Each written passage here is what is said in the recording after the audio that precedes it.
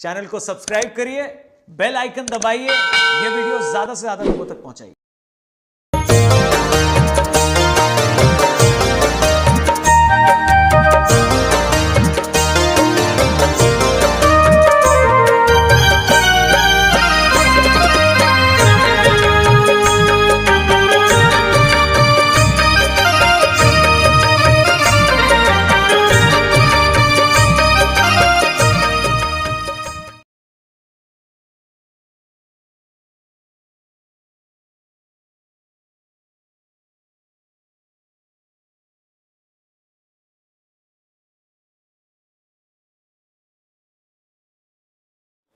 બંધ કરી દેવાનું છે અને પછી અંદર ધીરે ધીરે લેવાનો, રોકવાનો, તમારી જે સ્થિતિ હોય એ પ્રમાણે, કેપેસિટી હોય એ પ્રમાણે કરવાનું. પછી પાછો છોડવાનો જમણા નાકથી ધીરે ધીરે, અને છોડીને પછી તરત લેવાનું મન થાય આપણને, ત્યારે ખાસ ધ્યાન રાખવાનું, એમાં ધીરજ રાખવાની, એને ધીરે ધીરે લેવાનો. છોડી નાખ્યો બધો વહી ગયો ને પછી જલ્દી ભરી લઈએ એવું થાય, સામે રસોઈ પડી હોય ને બહુ ભૂખ લાગી ને જલ્દી ખાઈ લઈએ એવું થાય. એમાં ત્યારે ધીરજ રાખવાની છે. એ રીતે ધીરજથી જ્યારે છોડ્યા પછી જ્યારે લઈને ત્યારે ધીમેથી જ લેવાનો, ખાસ ધ્યાન રાખવાનું, એકસાથે નહીં લઈ લેવાનું. એટલે બધા ઉપર કંટ્રોલ આવી જશે, મન ઉપર, મન હાથમાં રહેવા મળશે. શ્વાસ ઉપર કંટ્રોલ આવે ને એટલે મન ઉપર આવે. પછી તમે ગમે એટલું સામે પડ્યું હોય ને ભૂખ ગમે એટલી લાગી હોય તો થોડી વાર તો રોકાઈ જ જાઓ, કોઈ મંત્ર બોલવો છે, આ છે તે, એટલા માટે અટકી શકીએ આપણે. એટલા માટે આ મન ઉપર થોડું કાબુ આવી જાય અને અંદર નાડીઓ પણ બધી ચોખ્ખી થઈ જાય. સ્ટાર્ટ કરશું. જમણા નાકને દબાવી દઈશું, જમણા હાથના અંગૂઠાથી ડાબા નાકથી શ્વાસ લઈશું. શરૂ કરો.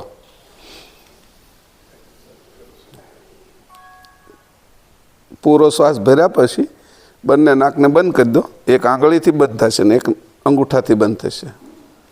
પછી સ્થિર બેસો. અંદર શ્વાસ બધે આખા શરીરમાં શુદ્ધ પ્રાણ જઈ રહ્યો છે એવી વિચાર કરો. પછી જમણા નાકે છે એને કાઢો. ડાબાથી લીધું હતું ને એટલે જમણાથી ધીરે ધીરે કાઢો, મૂકો. ધીરે ધીરે ધીરે અવાજ આવ્યા વગર જેટલો કાઢશો પછી રોકી રાખો. હવે તમે હાવ શુદ્ધ થઈ ગયા, હાવ ખાલી છો. હવે નવો પ્રાણ ભરવા માટેની તૈયારી કરો છો. પાછું જમણા નાકથી શ્વાસ લો. ધીરે ધીરે ધીરે ધીરે મગજમાં જાય છે, આખા શરીરમાં ફેલાય છે, ફેફસામાં છે, શરીરના દરેક અંગની અંદર શુદ્ધ પ્રાણ જઈ રહ્યો છે. પેક કરી અને રોકો. દબાવીને પછી અંદર બધે જ ફરી રહ્યો છે. જે જૂનું કાંઈ પણ ખરાબી છે એને ઉખેડીને હવે બહાર કાઢશે. બહાર કાઢો. હવે બધી જ ખરાબી અંતસ્કરણમાંથી, ગુણગણમાંથી, ઇન્દ્રિયોમાંથી, નસે નસમાંથી કાઢી રહ્યો છે. પેક કરીને શૂન્ય થઈ જાઓ. પાછું અંતરકુંભક કરો. બસ થોડી વાર શ્વાસ મૂકી દો નીચે. એમને રહો. એક પ્રાણાયામ પૂરો છે. સામાન્ય શ્વાસ લો. ફરીથી ડાબા નાકથી શ્વાસ લેવાનો છે. હવે અટકાવીશ નહીં હું. ધીરે ધીરે ધીરે લો. ભરાઈ જાય એટલે રોકી રાખો. અંદર ઠકાઈ જાય એટલે પછી જમણા નાકથી કાઢો. ધીરે ધીરે ધીરે ધીરે પૂરો શ્વાસ કાઢ્યા પછી રોકાઈ જાઓ. પછી પાછો જમણા નાકથી લો. અંદર પૂરો ભરીને રોકી રાખો. ડાબા નાકથી ધીરે ધીરે કાઢો. બધો શ્વાસ કાઢ્યા પછી બહાર રોકી રાખો શ્વાસને. ડાબા નાકથી લો. ધીરે ધીરે ધીરે, એક હારે નહીં લેતા, ભૂખ લાગે. લો. અંદર રોકી રાખો. જમણા નાકથી ધીરે ધીરે કાઢો. બહાર રોકી રાખો. નાક બંધ કરી દો. જમણા નાકથી લો. ધીરે ધીરે ધીરે અંદર રોકી રાખો. ડાબા નાકથી ધીરે ધીરે કાઢો. આપણા બંને પ્રાણાયામ પૂરા થઈ ગયા. શાંતિથી બેસો. ઓમકાર પ્રાણાયામ કરીશું. ટટ્ટાર બેસીને હું જે રીતે કહું એ રીતે લેતા જજો. શ્વાસ રોકવાનું પછી ઓમ બોલવાનું કહું ત્યારે બોલવાનું, હોઠ દબાવવાનું કહું તો હોઠ, દાંત પીસવાનું કહું તો દાંત પીસીને, અને 3 રીતે બહાર કાઢી પૂરો શ્વાસ બહાર કાઢી નાક દબી રાખવાનું. મોઢેથી શ્વાસ નહીં લેવાનો, નાકેથી નહીં લેવાનો, અને પેટમાં કાંઈ ખાલી છે શ્વાસ વગરનું, અને પછી પેટને ફૂલાવવાનું સ્નાયુઓ દ્વારા, શ્વાસ દ્વારા નહીં, સ્નાયુ દ્વારા ફૂલાવવાનું. એટલે પછી બાકીની નસો અથવા કોષોમાંથી એ હવા ખેંચવાની કોશિશ કરશે. એને ટેવ પાડવાની આપણે. આવી રીતે કરીશું. ટટ્ટાર બેસી શ્વાસ લેવાનો છે. ભરો ભરો ઊંડે સુધી. ઓમ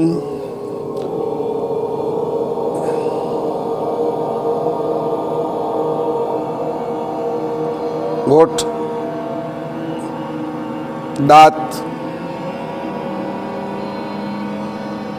પૂરો કાઢીને નાક બંધ કરો. બધો જ નીકળી જવો જોઈએ. હવે પેટને સ્નાયુથી ફૂલાવો. કોશિશ કરો થોડી વાર. હા, શ્વાસ ભરી લો. થોડી વાર રોકાઈ જાઓ. આ જેટલું વધારે થાય એટલું સારું. ફરીથી શ્વાસ લો.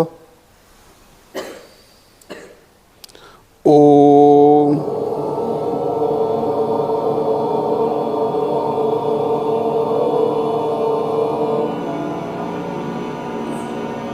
દાંત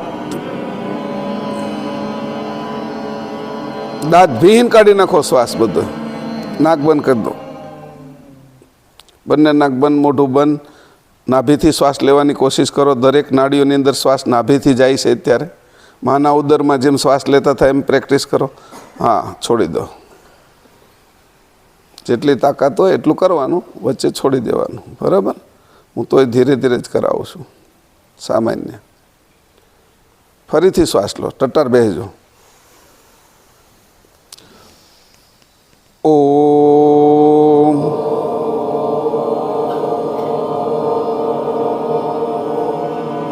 હોઠ,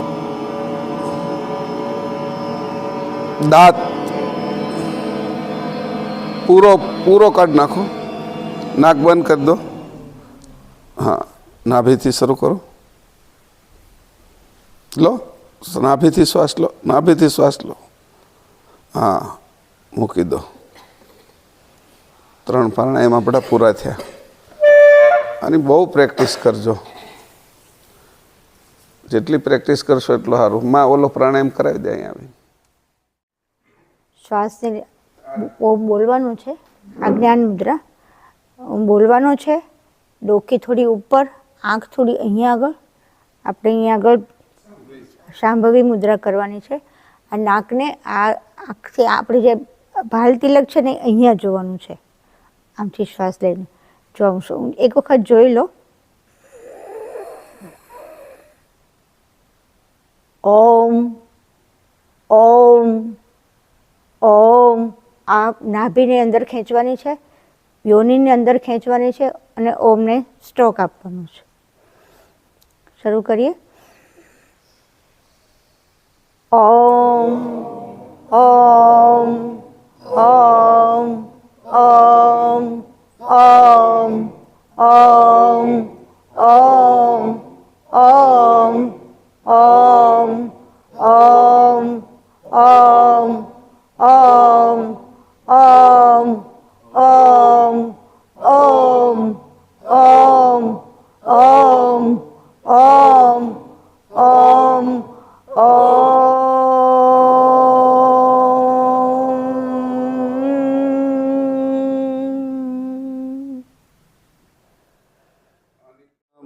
પરણામ ધામ જીનું સકલ પરાપર સરલે જાકી સક્ત વ્યક્ત બ્રહ્માંડ સકલ.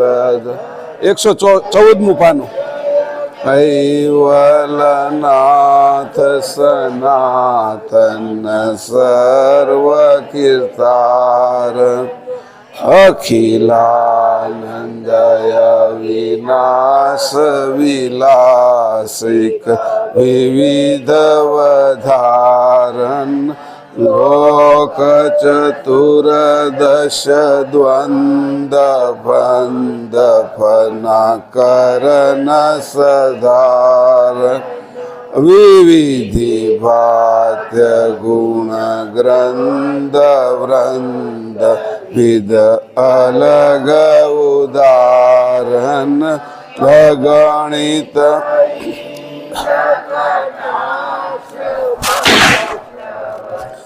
તમ પદ પરમ અલંગ સલંગ તાસ આસ ઓહુ જાને નમરમ હંસ નિવાસન ધામ ધણી તુમ પુરુષ પુરાતન નમો નમો નિર્વાણ પ્રાણપતિ સચર સમાસન પ્રકૃતિ બિનો ધન્ય પુરુષ પલક મેં ખલક ઉપાસક આન્યધા નપતિ દેવ જુગલ તીતન આસક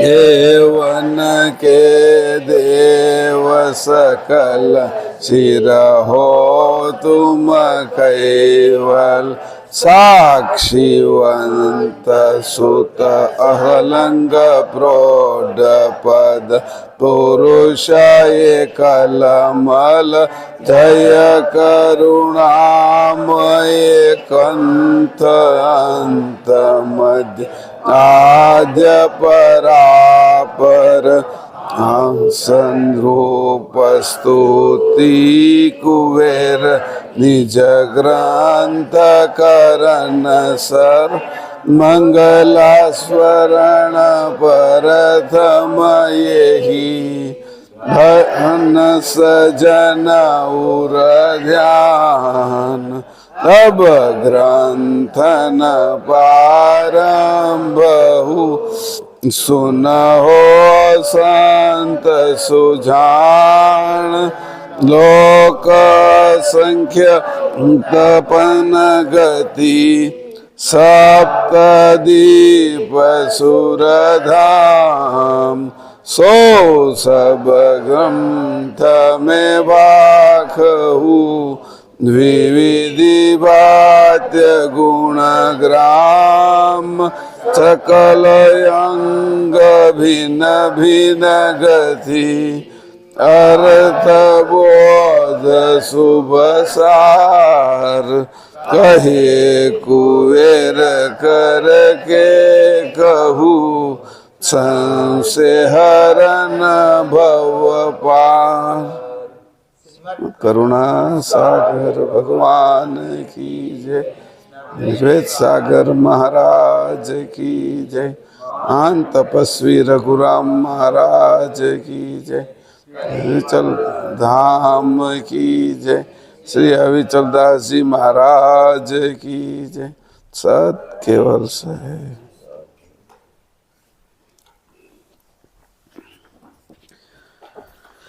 પાના નંબર 398 99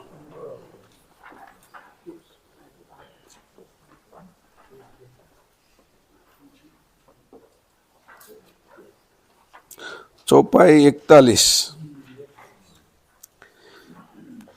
શરૂ કરો આયના રાગ પ્રમાણે શીસ ખટ ભટ મહાભેદ સંશય રહિત જીત વિધિ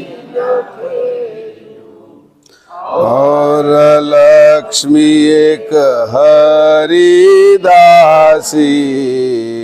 तन मन सहित गुरु चरण निवासी यही शिष खट भट महाभेदु સંશય રહિત જીત વિધિ ન ખેદુ और लक्ष्मी एक हरिदासी तन मन सहित गुरु चरण निवासी। શ્રીમદ કરુણા સાગર ભગવાન કહે છે કે ઉપર જણાવેલા નામવાળા 6 શિષ્યો મહદ બ્રહ્મની સાથે સ્પર્શી રહેલા હતા તથા તમામ પ્રકારના સંશયોથી રહિત તથા કોઈ પણ પ્રકારના ખેદ વગરના થઈ રસબસ થઈ રહેતા હતા. તેમજ એક લક્ષ્મીબાઈ નામની હરિભક્ત દાસત્વ ભાવથી તનમન સહિત ગુરુ ચરણને શરણે રહેતી હતી. અહીંયા 6 સંતો કેવા હતા એની વાત કરી દીધી. જે પ્રેમદાસની સાથે આવેલા 6 સંતોનું 7મી હતી લક્ષ્મીબાઈ હતી, એની વાત અહીંયા કરી છે. તો કે 6 શિષ્યો કેવા હતા? એહી શિષ્ય ખટ, આ શિષ્યો જેનું મેં વર્ણન કર્યું. તો સુખરામ, વિઠ્ઠલદાસ, વિષ્ણુદાસ, પછી રામદાસ, શ્યામદાસ, રઘુનાથ દાસ, આ બધા એવા મહાભેદુ. એ મહાભેદુ એટલે બધો જ ભેદ જાણનારા હતા. દરેક વાતને સમજી અને જાણનારા હતા અને સામેને સમજાવી શકે એવા પણ હતા. મહાભેદ કોને કહેવાય?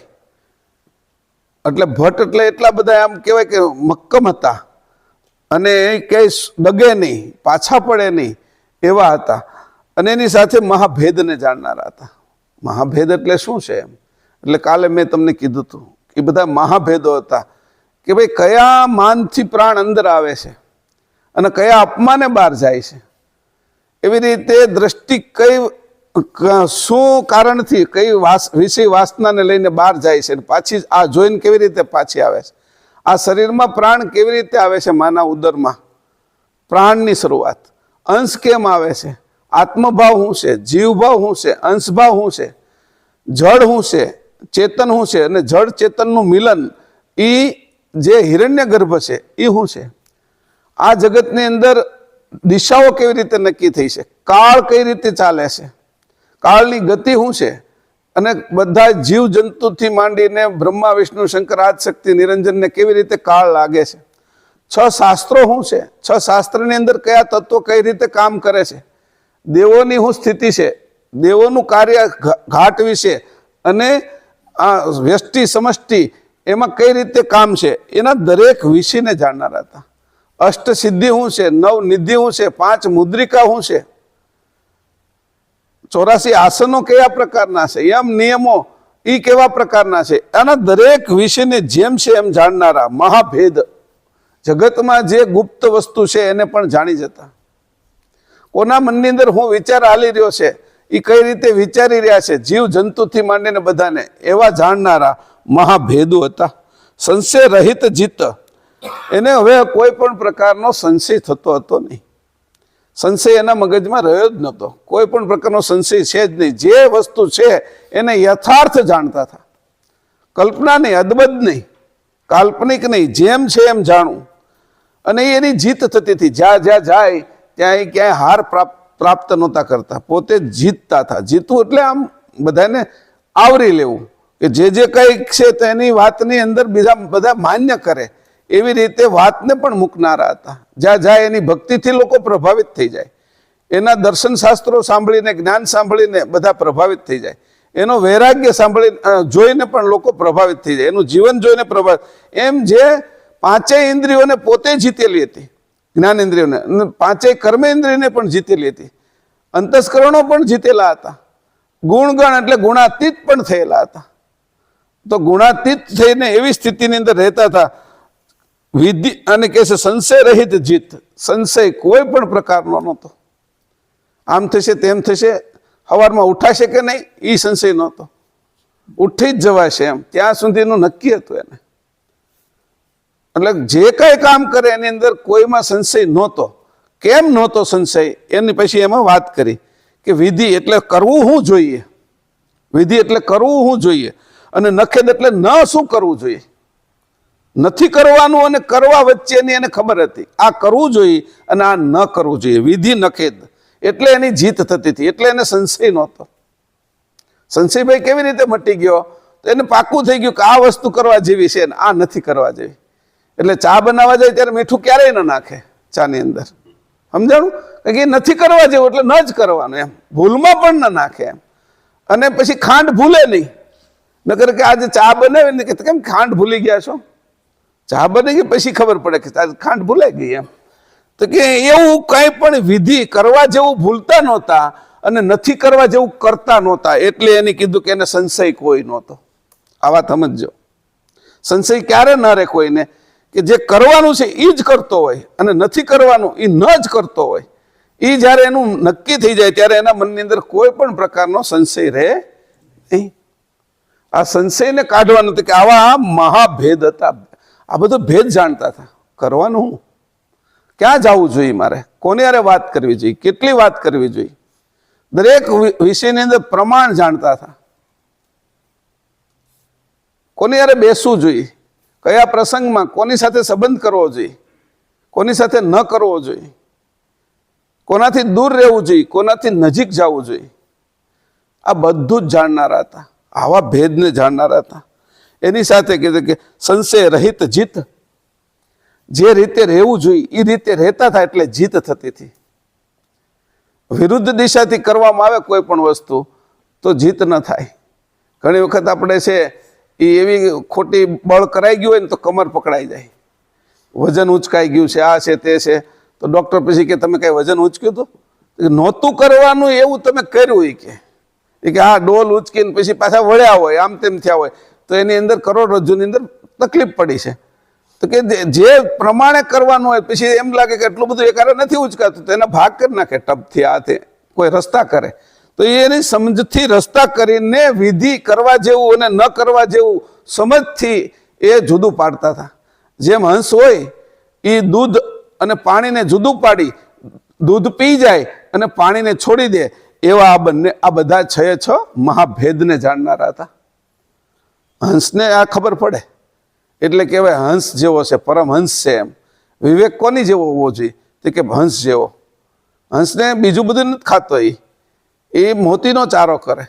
મોતી પચાવી ત્યારે એક એને વિવેક એવો છે કે આ મોતીને પચાવવું કેમ, નકર ઘણ મારો તોય મોતી ન તૂટે. સાચું મોતી એ સાચા મોતી ચરે, અને બગલો એને જેવો જ દેખાતો હોય, સફેદ, ધ્યાનમાં એવો જ ઊભો હોય, મસ્ત એક પગે ઊભો હોય, પાછો એમ લાગે કે આ હા કેવું ધ્યાન કરે છે. પણ જ્યાં માછલી આવે ને ત્યાંનું ધ્યાન બાન બધું તૂટી જાય, ફટનાર મોઢું મારે. એ માછલીને ડેટકા નહીં ખાતો હોય. તો કે એવો નહીં, આ હંસ જેવો વિવેક વાળો હતો. અને આવા વિવેક વાળા બધા જ હતા. એટલે કે એની અંદર છે એ કરવું હું અને ન કરવું હું એ વિવેકથી સમજતા હતા. એને દરેક વાતની ત્યારે ખબર હતી, એટલે જે કરે એમાં જીત જ થાય, અને નથી કરવું ત્યાંથી નીકળી જાય, વાતે ન કરે બીજા વધારાની. તો કે આવો જેને વિવેક છે એવા 6 હતા. કે જો તો ખરા કેવા કેવા લોકો પરમગુરુ આગળ આવ્યા. ઓર લક્ષ્મી એક હરિદાસી, પછી લક્ષ્મી હતી એની આરે હરિદાસી, તનમન સહિત ગુરુ ચરણ નિવાસી. એની પ્રીત કેવી હતી, ભક્તિ કેવી હતી કે આ લક્ષ્મી છે એ પણ એની સાથે આવી. આમાં કઈ કોઈની પત્ની નહોતી. એને ઈ જે હશે એનો ઘર બાર બધું જુદો હશે, છતાંય હરિ ભગવાનની પ્રાપ્તિ કરવી છે, મારે ઈશ્વર પ્રાપ્ત કરવા છે, મારે ઈશ્વર સાથે રહેવું છે, એ માનીને એની બધું છોડીને આ હરિદાસ લક્ષ્મી આવી હતી. અને તનમન સહિત ગુરુ ચરણ નિવાસી, કે તન મન સાથે ગુરુના ચરણની અંદર એનો વાસ થતો હતો. મને એના ચરણમાં રહેતું. તને જ્યારે જોવો ત્યારે એમ ચરણમાં જ બેઠી હોય. એવી રીતે તન મન સહિત કે ગુરુના ચરણની અંદર એના જ ગુરુનો જ વિચાર કર્યા કરે, એના ચરણની જ ભક્તિ કર્યા કરે. એનાથી એનું મન દૂર જાય જ નહીં. જેમ ભમરો કમળથી દૂર ન જાય એમ લક્ષ્મીબાઈનું મન ચરણ કમળથી, ગુરુના ચરણ કમળથી દૂર નહોતું જતું. ભમરાને કઈ કમળથી દૂર જવાનું મન ન થાય, એમ લક્ષ્મીબાઈનું મન ભમરા જેવું થઈ ગયું હતું. અને જેમ ભમરો કમળની ઉપર મંડરાયા કરે 24 કલાક, જ્યાં સુધી નકર એની અંદર ફસાય પણ જાય. હાંજ પડે ને તો કમળ બીડાઈ જાય પણ તોય જાય નહીં, એમાં મરી જવાનું પસંદ કરે, પણ એ કમળને નથી છોડતો. એવી રીતે આની એવું નક્કી કર્યું ગુરુના ચરણ છે એ કમળ રૂપ છે કે અને એમાં ભલે મારું મન મરી જાય, મન મરી જાય એટલે તો હું જીતી જાઉં. આ મનનો જ ખેલ છે, મનને મારું. ઘણા સંતો કે મન માર જગતથી તું થઈ જાય પાર, એમ. એટલે મનને મારવાથી તો મન મરી જાય ત્યાં સુધીનો ચરણની અંદર એવો નિવાસ કરે, પછી તો પોતે ચરણમાં જ છે. તો કે આ રીતે કરીને આ લક્ષ્મી હતી એ કે ચરણમાં વાસ કરતી હતી. એની ઈચ્છાઓ, એની જે વાસનાઓ હતી બધી વાસનાઓ ચરણમાં રાખી દીધી પરમ ગુરુ. હા, પ્રેમદાસના. અહીંયા આગળની ચોપાઈ 42મી. પ્રેમ પ્રીત્ય કહા કહું તીનો રીતિ, લિયો અવતાર જાનુ કરમીતિ, રેણ દિવસ વસે ચિત્ત ગુરુ ચરણુ, આજ્ઞાવંત હિ સંત સમરણુ. પ્રેમ પ્રીત્ય કહા કહું તીનો રીતિ, લિયો અવતાર જાનુ કરમીતિ, રેણ દિવસ વસે ચિત્ત ગુરુ ચરણુ, આજ્ઞાવંત હિ સંત સમરણુ. તે લક્ષ્મીબાઈની રહેણી કરણી જોતા જાણે કે તે કર્મીબાઈનો બીજો અવતાર ન હોય, કર્માબાઈ થઈ ગયા, એનો બીજો અવતાર ન હોય. આ પ્રમાણે જેનું ચિત્ત રાત્રિ દિવસ ગુરુચરણમાં જ જોડાયેલું રહેતું હતું તથા ગુરુની આજ્ઞાનું પાલન કરી સંત સ્મરણમાં મગ્ન રહેતા હતા. કેવા હતા એ કે કીધું તો નાની એવી વાત કરી પરમ ગુરુએ. આ લક્ષ્મીબાઈ કેવી હતી કે પ્રેમ પ્રીત્ય કહા કહું તેનું રીતિ, એ જે રીત હતી એની, જે પ્રેમ અને પ્રીત કરવાની એની રીતને હું કેમ સમજાવું કે ચરણની અંદર પ્રીત કરવાની એની રીત કેવી હતી કે બીજા બધા કરતા જુદી હતી, અલૌકિક હતી, લૌકિક નહોતી, રૂઢિવાળી નહોતી, અરૂઢ હતી. એવી રીતે એ ચરણની અંદર પ્રીત કરતા હતા એના પ્રેમદાસને.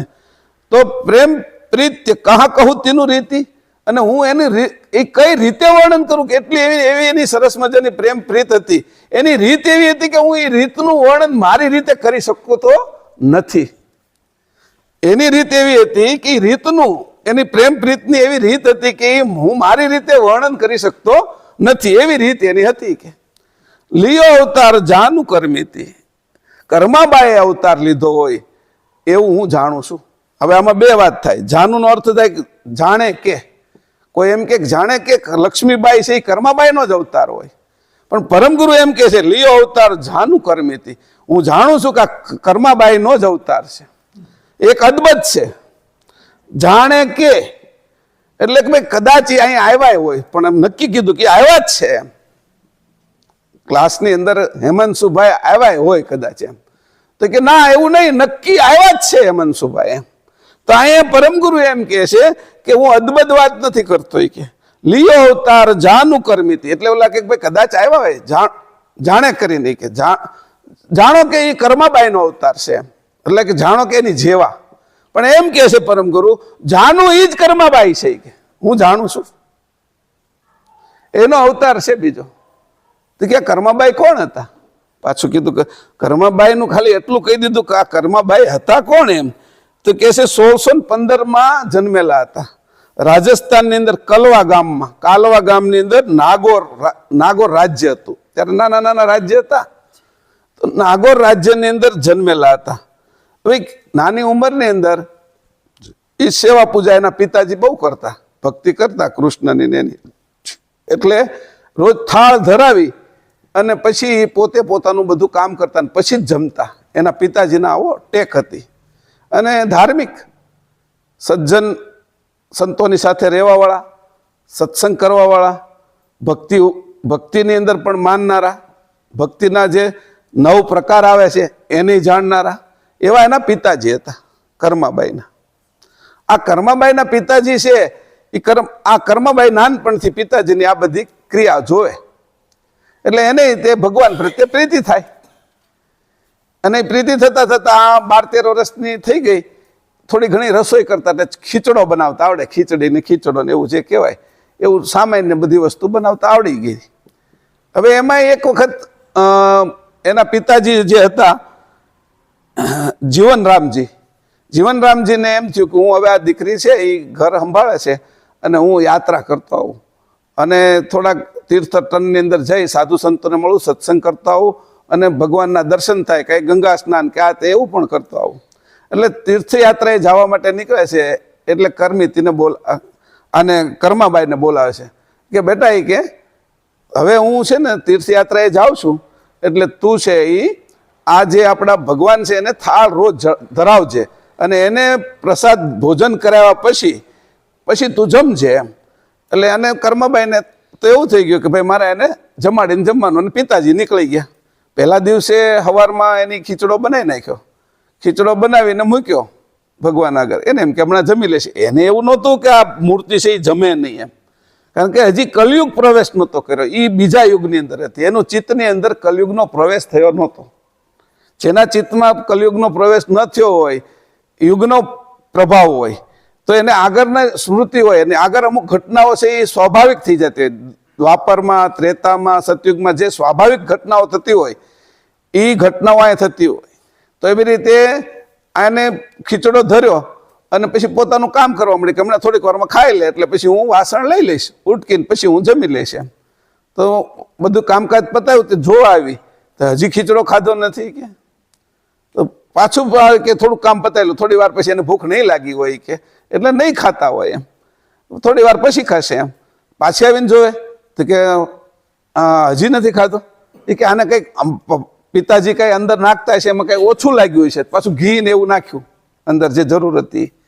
અને પછી કીધું હવે તો ખાઈ લો કે તમે નહીં ખાવ ત્યાં સુધી હું નહીં ખાવ એમ કરીને સામે બેસી ગઈ, હું ખાઈશ નહીં, પીશ નહીં એમ. તો થોડી વાર થયું એટલે તરત જ તે મૂર્તિની અંદરથી અવાજ આવ્યો. પરમ ગુરુઓ લખે છે અહિંતા દેવી છે ને એને મૂર્તિમાંથી બોલી. એટલે એ રીતે અહીંયા કે મૂર્તિમાંથી અવાજ આવ્યો, હે કે કર્મા એ કે તે મને ખીચડો તો ધર્યો પણ પડદો તો કર્યો નહીં, કે હું કેમ ખાવ?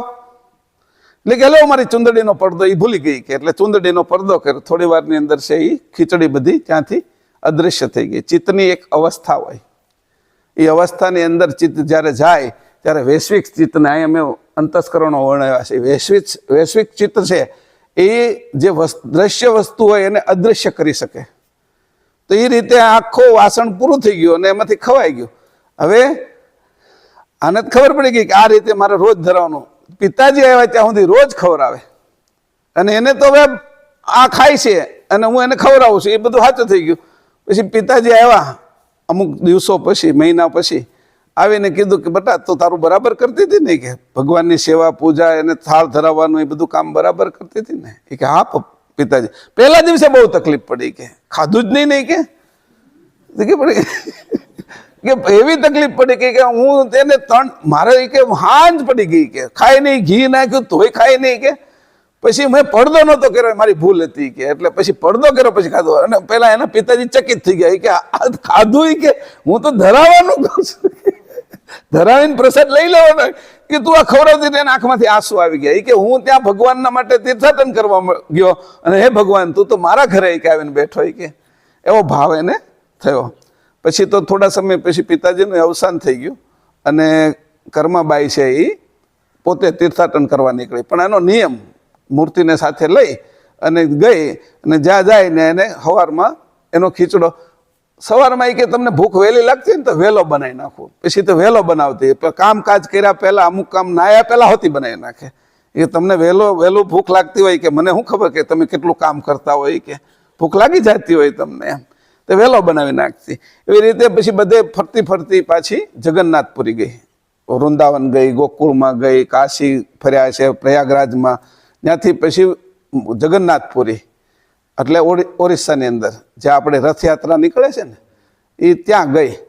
અને ત્યાં એને સારું લાગ્યું કે અહીંયા હવે હું રહું અને એક ઝૂંપડીની અંદર રહે, રોજ ખીચડો બનાવે, ભગવાનની સ્થાપના કરી, ખીચડો ખવડાવે. એમાં એક વખત એક બાળક છે એ સફેદ કપડાં પહેરીને આવ્યો, બહુ મોટી ઉંમરની બાળક અને કિશોર જેવો. એટલે કીધું માં તું મને ખીચડો ખવડાવીશ, હું ભૂખ્યો થાવ છું એમ. એટલે કંઈ વાંધો નહીં કે તને ખવડાવું મને તો. એટલે બેનો બનાવે પહેલાંનો, પછી આ આવીને ખાય. જગન્નાથજી બાળકના રૂપે આવે અને રોજ ખીચડો ખાવા આવે. હવે એમાં એ વેલા બનાવી નાખતી હતી, એટલે વેલા તો જે જગન્નાથ મંદિરના દરવાજા ખુલ્યા ન હોય એ પેલા ખીચડો ખાઈ જાય. હવે એક સાધુ સંત આવ્યા અને એને ખબર પડી કે આ જે કર્માબાઈ છે એ ખીચડો નાયા ધોયા વગર બનાવે છે, કે ભગવાનને એમ ભોગ ન ધરાવાય, કે ભગવાનને એવી રીતે ભોગ ન ધરાવાય, કે એનું તો નિયમ પ્રમાણે ભોગ ધરો, તમારે નાવું ધોવું જોઈએ, બરાબર સાફ સફાઈ કરવી જોઈએ આજુબાજુ, પછી ખીચડો ખાવા અપાય એને. એટલે સાધુએ એને કીધું અને સાધુની એની સેવા કરી, સાધુને ખવડાવ્યું પીવડાવ્યું અને સાધુ વહી ગયા. સાધુ કહીને વહી ગયા ત્યાર પછી થોડી વાર લાગે ખીચડો બનાવતા, અને અહીંયા જગન્નાથજીને છે એ આવી જાય કે તે આ મોડું થાય એને. એટલે એક વખત એવું થયું, થોડું મોડું થયું અને ખીચડો છે એ એના મોઢા ઉપર લાગેલો રહી ગયો. હા, અને મોઢું ધોવાનું કે જે કંઈ સાફ કરવાનું એ બાકી રહી ગયું. તે દિવસે મંદિર ખોલ્યું પૂજારીએ તો મૂર્તિ ઉપર ખીચડો હતો. એ કે આપણે, અને ત્યારે જગન્નાથપુરીમાં રાજા રાજ્ય કરતા હતા, જેમ બધા રાજ્યો હતા ને એમ ત્યારે રાજ્ય હતું, જેમ અંગ્રેજ સરકાર હતી એની પહેલા બધા નાના નાના રજવાડાઓ હતા. તો એના રાજા છે એની એ જ મંદિર રાજ્યાશ્રયમાં હતું, કે રાજાના હુકમ પ્રમાણે બધું થતું. પૂજારી પણ એવા શ્રેષ્ઠ હતા, ભક્ત હતા. પૂજારીએ જોયું કે આ આપણે તો કે 56 ભોગ રોજ આને ચડાવી કરીને એનું થાળ કરીએ છીએ, આ ખીચડો તો ક્યારે ખવડાવતા નથી, કે આ ખીચડો ક્યાંથી આવી ગયો એમ. એટલે એને આશ્ચર્ય થયું કે આ કેમ. એને પછી તે દિવસ રાતે સપનું આવ્યું કે આ જે જગન્નાથજી છે એ હું છું, અને હું અહીંયા ખીચડો ખાવા માટે ગયો હતો, એમાં મારે ચોંટી રહ્યું હતું એમ.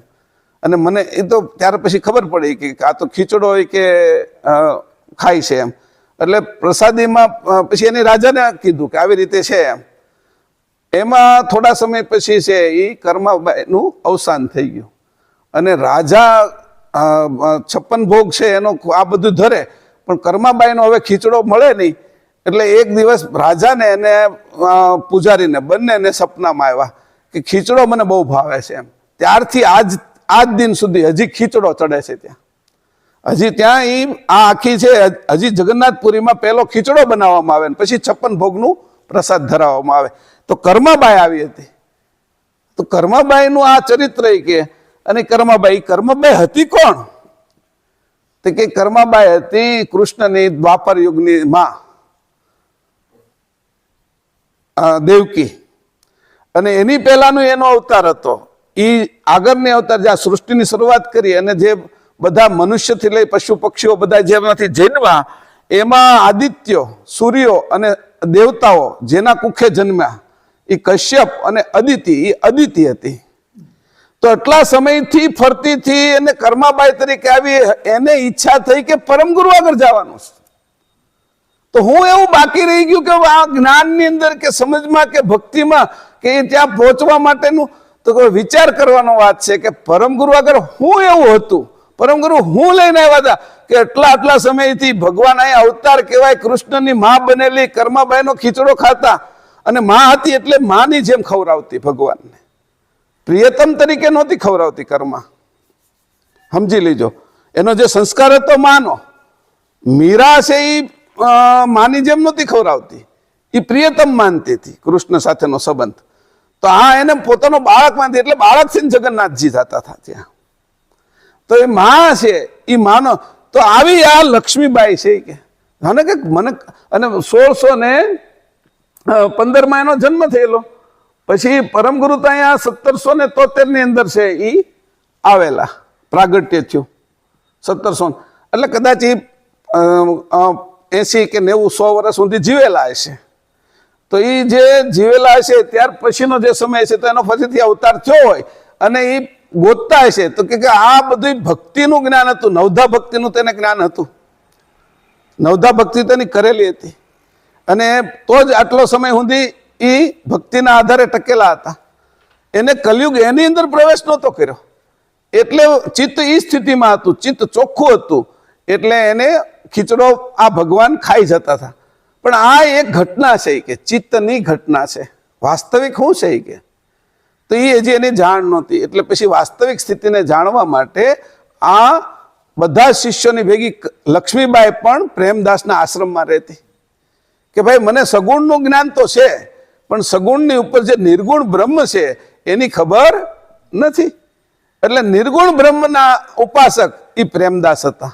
બ્રહ્મના ઉપાસક હતા, આત્મા પરમાત્માને બ્રહ્મના. હવે આગળની જે એને ગતિ કરવાની હતી એ તો એની આગળથી કરવાની હતી, પણ પ્રેમદાસે એવું સમજ્યા કે મારું જ્ઞાન પણ અહીંયા અધૂરું છે, કે મારે હજી કંઈક પ્રાપ્ત કરવું જોઈએ. એટલે પ્રેમદાસ છે એ પાછા આવે છે, પરમ ગુરુ આગળ આવે છે. હવે આગળ આપણે વાંચીએ. એટલે મેં તમને કર્માબાઈ કોણ હતી, આ લક્ષ્મીબાઈ શું હતી, અને આવા કેમ લોકો પરમ ગુરુ આગળ આવ્યા, શું એવું હતું, અધિક શું હતું જે પોતાનું સ્વરૂપ છે એ કોઈને બતાવતું નહોતું. પોતાનું સ્વરૂપ છે એ આત્મા, જીવાત્માને પોતાનું સ્વરૂપ સમજતા હતા, ચેતન અંશને કોઈ સમજતા નહોતા. તો તફાવત શું હતો જ્ઞાનમાં? પ્રેમદાસજીનું જ્ઞાન, લક્ષ્મીબાઈના 7 જે આવ્યા હતા શિષ્યો એનું જ્ઞાન, પ્રેમદાસજીનું જ્ઞાન અને પરમ ગુરુનું જ્ઞાન, એમાં ફરક શું હતો? સમજણમાં ફરક શું હતો? એની ભક્તિમાં ફરક શું હતો? એના વૈરાગ્યમાં ફરક શું હતો? એના પ્રેમમાં શું ફરક હતો? બધાની અંદર ફેરફાર હોય. કાચ જેવા જ પથરાઓ ઘણાય મળે, હીરા જેવા પથરાઓ જમીનમાંથી ઘણાય મળે, પણ એ હીરો ન હોય. તો એમાં હજી કંઈક ખૂટતું હોય, કિંમત વધતી જાય અમુક, પણ મૂળ હીરો જ્યારે હાથમાં આવે ત્યારે તેની કરોડોમાં કિંમત હોય. અને કેમ પારખવો, કઈ રીતે જોવો, કોની આગળ આવે? તો કે આવા બધા જ લોકો અહીંયા આવેલા. આપણે જે સત્સંગ કરીએ છીએ ને એમાં એની ઓરા આવે. આપણે બધા એ રીતે ઘણા કાળથી કેટલાય જન્મ લઈને આ જન્મમાં આવ્યા છું. આપણે આ સત્સંગ સાંભળીએ છીએ ત્યારે આગળના જન્મના પ્રતાપે સાંભળીએ છીએ. હું કહેતો તો એક વખત કીધું તો 70 લાખ લોકો રહે સુરતમાં, એટલા જ જણા આપણે કેમ બેઠા છીએ અહીંયા, 30-40 લોકો, અને આ સત્સંગ કેમ સાંભળીએ છીએ? તો ત્યાં તો બહુ બધા હતા, પરમગુરુ હતા ત્યારે. આ 7 જણાને લઈને જ કેમ આવ્યા પ્રેમદાસ ત્યાં? કે એના પાત્ર હતા, એને સમજવા વાળા હતા. એમ આપણે આના પાત્ર હશું ત્યારે આ સત્સંગ આપણે સાંભળીએ છીએ પરમગુરુનો. એટલે આપણું મહત્વ તો છે જ કે આપણે કંઈક ભૂતકાળમાં કરેલું છે, કોઈ જન્મમાં કંઈક કરેલું છે. પરમગુરુના પંથની અંદર, કાયમ પંથની અંદર, જ્ઞાન સંપ્રદાયની અંદર આવીને ઉભા રહ્યા છીએ. આ ઉમરાની અંદર ઉભા રહ્યા છીએ. ઉમરા એટલે અંદર જઈએ, કોને બહાર જઈ શકો. આ ઉમરાની અંદર તમે ઉભા રહ્યા છો તો એનો કોઈ પ્રતાપ હશે, કાંઈ કરણી એવી સારી હશે, કાંઈ આપણા એવા પુણ્ય કર્મો પડ્યા છે કે જેના કારણે આપણે આ સત્સંગ સાંભળીશ. આ રીતે આપણે પણ જોવાનું. આપણી અધૂરપ પણ એની જેમ અધૂરપ દૂર કરીએ છીએ એમ આપણી અધૂરપ પણ આપણે દૂર કરવાની. અમારી અંદર શું ખામી છે જેમાં હું વર્ણન કરતો જાઉં છું કે આવા કેવા મહાભટ્ટ હતા. કરવું હું જોઈ, ન હું કરાય, કેવો વિવેક હતો, હંસ જેવો વિવેક હતો, એ બધું આપણે શીખવું જોઈએ. અને એના પ્રતાપે આપણે છે એ આ શરીરથી છૂટા કેવી રીતે પડી શકીએ એનું પણ જ્ઞાન થઈ જાય. ધીરે ધીરે આમાં બધી જ વાતો કરતા જાય છે પરમગુરુ. આની વાત કરવાનો આશય છે એનો કે જે આ વાતો સાંભળશે એને આ બધી ઉર્જા આવીને મળશે. સવારમાં હું આવ્યો એટલે તરત લખવા જતો તો એક પતંગિયું ત્યાં આવીને બેઠું, પછી ત્યાંથી આમાંથી લખતો હતો આના ઉપર આવીને બેઠું, થોડી વારમાં પાછું હાથ ઉપર બેસી ગયું, ઘડીક અહીંયા બેસી જાય, ઘડીક પગે બેસી જાય. શરણે પગે બેઠું ત્યાંથી પકડીને પાછું આ માગું. મેં કીધું રેવા દે ને, એ કંઈક અહીંયા આવ્યા હશે એમ. આપને થોડી ખબર છે કયા રૂપમાં આવે ભગવાન, પરમગુરુ કયા રૂપની અંદર આવે. પછી પાછું ફરતું હતું, એકદમ સરસ મજાનું હતું. અને રમે, પાખો ઉડતું નહોતું, પાખો ફેલાવે આમ રમતું હોય એવી રીતે લાગતું હતું. તો એવી રીતે અહીંયા પણ આપણે જે છે એની અંદર કેટલી આવ્યા સંતો, મહંતો, ઋષિ મુનિઓ, પરમગુરુની આ બધી જ જાણ આપને આવતી છે. અને આ ગ્રંથો દ્વારા એને આપણે ભજન કરીએ છીએ કે એ બધા આવે અને અમને જેવા બનાવવા હોય એવા બનાવી લે. અમે અત્યારે જેવા છીએ એનાથી એના યોગ્ય બનાવી લે. લોટ પડ્યો હોય, ગોળ પડ્યો હોય, ઘી પડ્યો હોય, પણ રસોઈ બનાવનાર છે એમાંથી શીરો બનાવે તો શીરો ખવાય ને. એમ અમે જેવા છીએ એવા, પણ તમે અમને રસોઈ બનાવીને તમે ખાજો, અમારો ભોગ તમે કરી લેજો. એટલે આપણે એના પેટમાં પડી તો આપણે એના રૂપે થઈ જાય. આપણે જે કંઈ ખાઈ, પછી તો હું સફરજન ખાતો હોય તો મને થોડા બધા તમે એમ કહો સફરજન છે એમ. હું આખું ખાઈ ગયો સફરજન, બહાર પડ્યું હોય ત્યાં સુધી તમે સફરજન કીધું, પણ હું ખાઈ ગયા પછી મને સફરજન ન કહો, મહેશ જ કહો ને. એમ આપણે પરમગુરુ ખાઈ જાય ને તો આપણે લાભ એ થાય કે આપણે પરમગુરુ થઈ જાય, અંદર વહી ગયા ને, સફરજન મટી ગયું. એવી રીતે આપણે એના રૂપમાં આવી જાય. તો એવી રીતે આપણી ભક્તિ પણ આ રીતે લક્ષ્મીબાઈ જેવી કરી એવી આપણી થાય. અને લક્ષ્મીબાઈ પણ અહીંયા આવ્યા. હવે આગળની ચોપાઈ.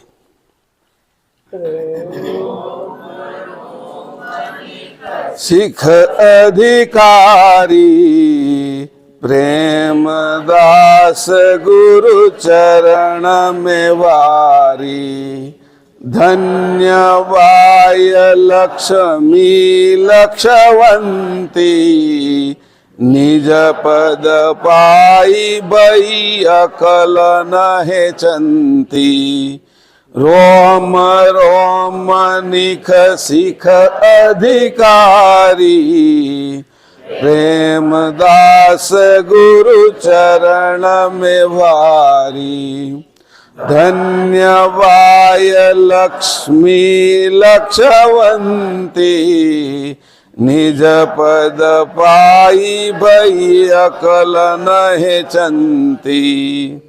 લક્ષ્મીબાઈ રગેરગથી સાચી અધિકારી અને ભક્તિ રસમાં ભરપૂર હોવાથી પ્રેમદાસે તેને પૂર્ણ પાત્ર જાણી ગુરુચરણના અભ્યાસમાં પ્રવીણ કરી હતી. તો આ રીતે નિજ સ્વરૂપનું લક્ષ્ય મેળવનારને ધન્ય છે કે જેણે અકળિત પદ એવા નહે કર્મના પદને જાણી અનુભવી ગતિમાં લીન થઈ રહી. અહીં કીધું લક્ષ્મીબાઈ રગેરગ સાચી હતી, અધિકારી હતી. અધિકારી હોય એ સાચા જોઈએ. સાચા એટલે કોના પ્રત્યે સાચા? તો કે પોતાના ચેતન પરમગુરુ અને કૈવલ પ્રત્યે સાચ હોવું જોઈએ, સત્ય હોવું જોઈએ. આપણે સત કોને કહીએ છીએ? મારા સ્વરૂપને. સત એટલે અંશની સ્થિતિ જ્યારે પ્રાપ્ત થાય ત્યારે સત થાય. અત્યારે આપણે શું છે? અસત. અત્યારે નામ રૂપ ગુણ, આની દીકરી છે, આની માં શું, આની પત્ની શું, આનો બાપ શું, આનો બેટો શું, આનો દીકરો શું, આ બધા આનો ભાણિયો, આનો મામા, આનો ભત્રીજો, આનો કાકા, અનેક સંબંધો, આનો મિત્ર શું, આ બધા જે નથી આપણે થઈ ગયા છે. અને છી એની ખબર નથી. જે હું નથી થઈ ગયો એ હું કોણ છું એની ખબર નથી. જે હું છું એ સત છે. સત કૈવલ. સત હું પોતે છું. કેવલ મારા કરતા છે, અંશી છે. અમારી વચ્ચેનો સંબંધ દેખાડે છે સાહેબમાં. સત કેવલ સાહેબ. આ ભાઈ છે, આ બીજા ભાઈ છે, તો આ બે વચ્ચેનો સંબંધ કોણ બતાવે છે? તે કે બાપ દીકરો છે. આ દીકરો છે તો આ એનો બાપ છે, આ બાપ છે તો એનો દીકરો છે. એટલે આપણે એ રીતે એની સાથે સંબંધ છે, કરતા સાથે. તો સત તો કેવા હતા? સાચ. આ કેવી હતી બાઈ? રગરગ સાચી અધિકારી હતી. સાચા અધિકારી કોણ બને? તો કે શરીર ન બને, મન બુદ્ધિ ચિત્ત ને અહંકારી અંતસ્કરણ ન બને, 3 ગુણ સત્વ રજ તમો એ ન બને, આ શ્વાસ એ સાચા અધિકારી ન બને, જીવાત્મા સાચા અધિકારી ન બને, આત્મા સાચા અધિકારી ન બને. ચેતન અંશ સાચો અધિકારી છે. જ્યારે અંશની ગતિ આપણે પ્રાપ્ત કરી નથી છે એવો અત્યારે આપણે એના ઉપર આરોપણ કર્યું છે. આપણે હું નથી, આ પુરુષ સ્ત્રી મનુષ્ય ભાઈ બેન એ હું નથી, એ મેં ધારણ કરેલું છે અને ધારણ કરનાર હું છું હંમેશા. તો જે હંમેશા છે એ સત છે. તો કે આવી રીતે આ લક્ષ્મીબાઈ કેવી હતી? કે રગે રગ સાચી અધિકારી હતી. આવી રીતે અધિકાર પ્રાપ્ત કર્યો. ભક્તિ રસમાં ભરપૂર હોવાથી રોમ રોમ નક્ષિક અધિકારી પ્રેમ દાસ ગુરુ ચરણ મેં વારી. એના ચરણની અંદર પોતાનું બધું વારી દીધું હતું, અર્પણ કરી દીધું, સમર્પણ કરી દીધું, કશું બાકી ના રહેવા દીધું. હવે મારા તરફ કાંઈ રહ્યું નથી, હું તમારું છું. મેં આપી દીધું એ તો તમારું, પણ આપનાર એવું તમારો છું. ત્યાં પણ રહેવા ન દીધું કાંઈ. અને હું આપનાર છું એ ભાવ પણ એ તમારો છે. તમે આપ્યો છે એટલે ભાવ પણ બાદ કરી નાખ્યો. બધું આપી દીધું જે છે એ બધું, પણ આપનાર હજી બાકી રહી ગયો ને. તો કે હું આપનાર છું એ તમારા શરણમાં સમર્પિત છું. તો કે તું જેનાથી સમર્પણ કરે છે એ ભાવ તો હજી બાકી રહી ગયો ને, તો એ હવે અર્પણ કરી દઉં છું. એવો ભાવ પણ હવે નહીં રાખું કે હું અર્પણ કરનાર છું. એ ભાવ પણ તમારા ચરણમાં અર્પણ કરી દઉં છું. આવી રીતે જેની સમર્પણ કર્યું છે તેને કીધું આવી રીતે વારી ગયા છે, ચરણમાં બધું અર્પણ કરી દીધું છે. લક્ષ્મીબાઈ ધન્યબાઈ લક્ષ્મી લક્ષવંતી. તને હવે લક્ષની ખબર પડી ગઈ છે. તો આ જગતમાં હું કામ આવ્યા છો અને ક્યાં જવાનું છે, મારું હું સ્વરૂપ છે, એનો લક્ષ્ય તને પ્રાપ્ત થઈ ગયો છે. આ લક્ષ્ય તે પ્રાપ્ત કરી લીધો, એને તે સમજી લીધો છે અને આ સમજ તારી અંદર સ્થિર થઈ ગઈ છે. એ ઉતરી ગઈ છે. નિજ પદ પાઈ ભઈ અકલ નહે ચંતી. નિજ પદ પ્રાપ્ત કરીને કોઈ પણ પ્રકારની ચિંતા વગરની થઈ ગઈ છે. નીચે લખ્યું છે નેહ કર્મી પદ પ્રાપ્ત કર્યું. નેહ કર્મી પદ થી પણ ઉપર છે નેહ ચંતી. નેહ કર્મી છે એ કર્મ થઈ ગયું, પૂરું થઈ ગયું હોય, પણ નેહ ચંતી ન થઈ શકીએ આપણે. આ તો નેહ ચંતી.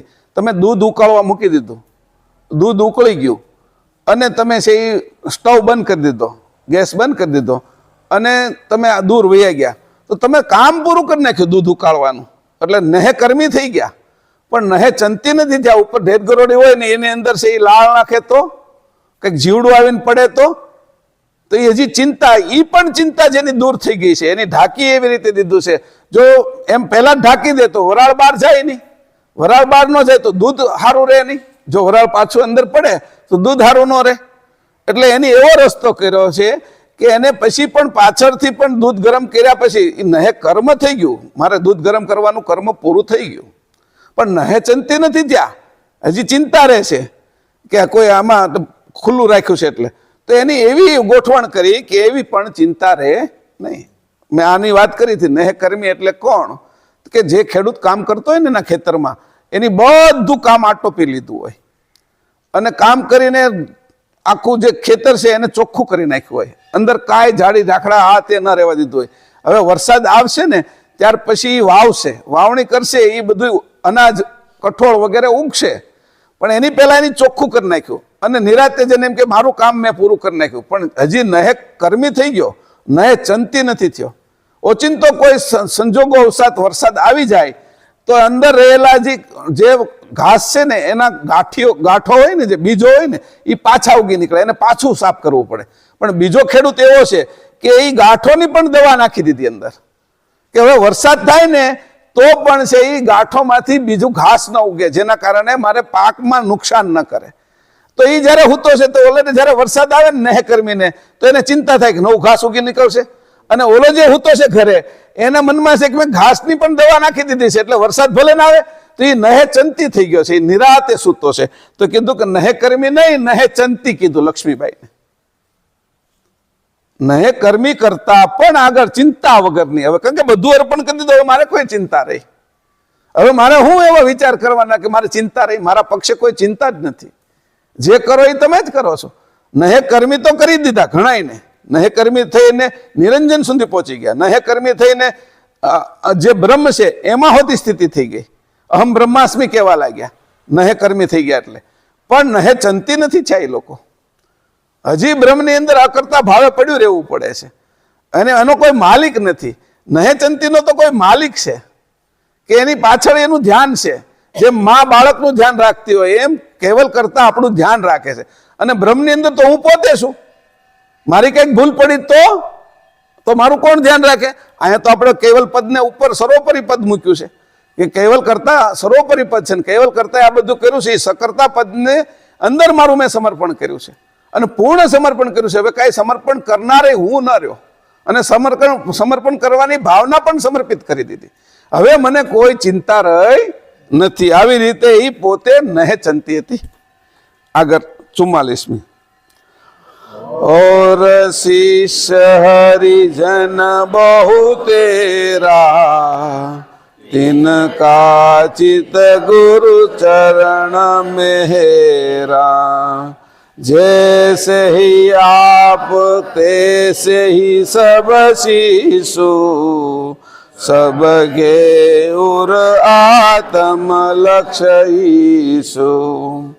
और शीश हरिजन बहु तेरा, तिनका चित गुरु चरण मेरा, तैसे ही आप तैसे ही सब शिशु, सब के उर आत्म लक्ष्य ईशु। હવે આની સાથે પ્રેમદાસજીને બહોળા પ્રમાણમાં સેવકો હતા, ઘણા હતા શિષ્યો આની સાથે, બીજા પણ. તેમાંના કેટલાક હરિજનોના ચિત્ત ગુરુ લક્ષ્ય તરફ વધુ ઢળેલા હતા, કેમ કે તેના ઉપર ગુરુ મહેર ઉતરી આવતી હતી. જેવા પોતે ગતિવાન હતા તેવા સઘળા મુંડિત સાધુઓ તથા કેટલાય સેવકો પણ ગતિવાન હતા. તે સઘળાને આત્મલક્ષનો તથા શુદ્ધ ચેતનને અનુભવવા માટે ઉપદેશ આપ્યો હતો. બીજા પણ આવ્યા હતા, પણ આ બધું હતું બ્રહ્મજ્ઞાન આત્મલક્ષની વાત. આગળની વાત તો પરમગુરુ સિવાય કોણ કરે? આટલી બધી વાતો તો બ્રહ્મલક્ષની આત્મલક્ષની હતી. અને ચિત્તની એવી સ્થિતિ થઈ જાય કે ચિત્ત એવી સ્થિતિમાં આવી જાય તે સામે આપણે પ્રગટ બધા રિદ્ધિ સિદ્ધિ મુદ્રિકાઓ બધી વસ્તુ ખીચડો ખાઈ જાય. ખીચડો આ ચિત્ત જ ખાઈ જાય, આની અંદરથી જ રૂપ લે. એટલે જે આપણું જે વ્યષ્ટિ અંતસ્કરણ છે એ જ્યારે ચોખ્ખા થઈ જાય, વ્યષ્ટિ અંતસ્કરણ જ્યારે ચોખ્ખા થઈ જાય, એકદમ ચોખ્ખા થાય ત્યારે એની હાલત કેવી થાય? તો કે જ્યારે ચોખ્ખા થાય છે ત્યારે મન છે એનો વધારે વધારે અભ્યાસ થયા કરે, બુદ્ધિ છે એ સમજપૂર્વક કામ કરવા મળે, અને અહંકાર છે એ હૃદયમાં રહે છે એટલે એમાં ભાવ આવે. આ ત્રણેયનું અથડામણ થાય એટલે ચિત્ત ટોટલ ચોખ્ખું થઈ જાય. ચિત્ત ચોખ્ખું થઈ જાય એટલે જે ઈચ્છા કરે એ થાય, અને જે ઈચ્છા કરે એટલે એને એમ લાગે કે હું ભક્ત છું ને આમે ભગવાન છે કે, એટલે એને ભગવાન દેખાય. એ કે કેવી રીતે? તો પરમ ગુરુએ એક જગ્યાએ એની વાત કરી છે. 48મો હસ્તા લેવા ગ્રંથ 48 ચોપાઈ 1 થી 3 પાના નંબર 97 કાઢો. આ બધાની તકલીફ, આ બધા ક્યાં અટકેલા હતા એ બતાવ્યું છે પરમ ગુરુએ. 97માં પાના નંબર કાઢો.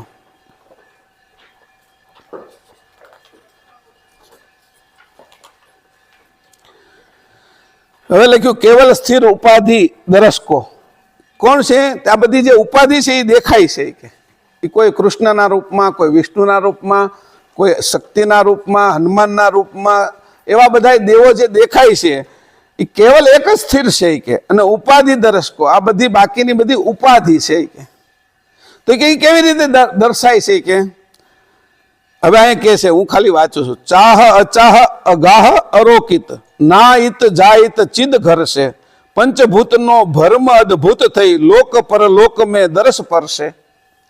આ જે પાંચ ભૂત છે ને એનો ભ્રમ અને એની અંદર રહેલી જે ગુપ્ત રીત છે એ અદ્ભુત છે કે એના કારણે શું થાય કે તમે લોક અને પરલોક તમને દર્શાય, દેખાય, એના દેવોય દેખાય કે પાંચ ભૂત છે. આ ચાર અંતસ્કરણની આરે ચાર ભૂત લાગેલા છે: ભૂમિ, જળ, અગ્નિ, વાયુ, આકાશ. મન સાથે ભૂમિ, બુદ્ધિ સાથે જળ, અગ્નિ. આ પાંચ ભૂતના આ અંતસ્કરણો છે.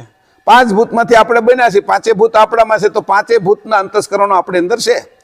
આ પાંચેય ભૂતના અંતસ્કરણો છે એ જ્યારે ભેગા થાય, એકત્રિત થાય, કેન્દ્રિત થાય, અને જે આપણો ભાવ પડ્યો હોય ને એ ભાવ પ્રત્યક્ષ થવા લાગે, અને આપણે એમ લાગે કે મારા કૃષ્ણએ, મારા ભગવાને આ બધું કરી દીધું છે.